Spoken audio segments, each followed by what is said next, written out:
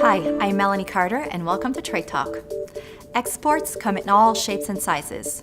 Some make headlines, most don't. One sector of our economy does not always get the attention it deserves: our cultural exports.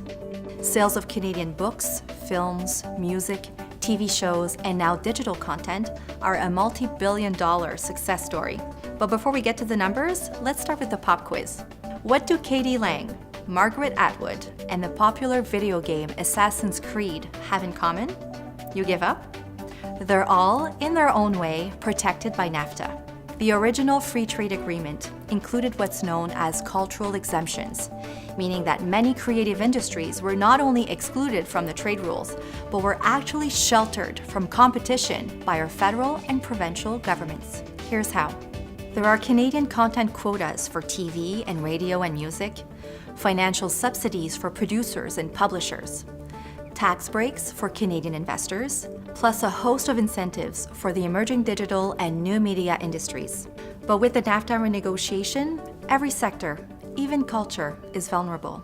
The United States doesn't really like having any limitations on its ability to export its own cultural products, and they have a very advanced and sophisticated lobby in the United States that wants to be able to export more and more. And so any kind of limits that Canada places, either through Canadian content requirements or having essentially state-owned enterprises that protect Canadian culture, are always going to be problematic for the Americans. Now, they have allowed these things to exist in NAFTA, and we were able to protect those things in the Trans-Pacific Partnership as well, but these are areas that the Americans don't particularly like. More than 10% of Canadians work in the creative economy, and the sector is booming. In fact, it's bigger than either the insurance or the forestry industries. And cultural producers who have thrived under the old rules are now carefully watching the ongoing talks.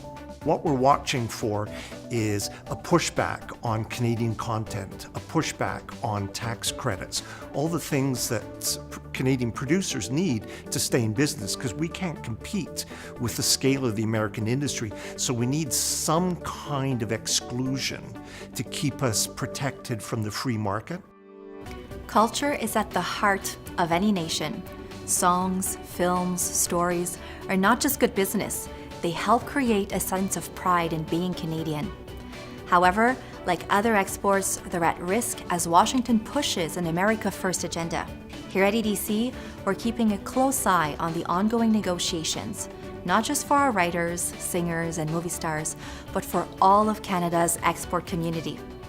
That's it for this episode of Trade Talk. I'm Melanie Carter. Thanks for watching, and remember, keep talking trade.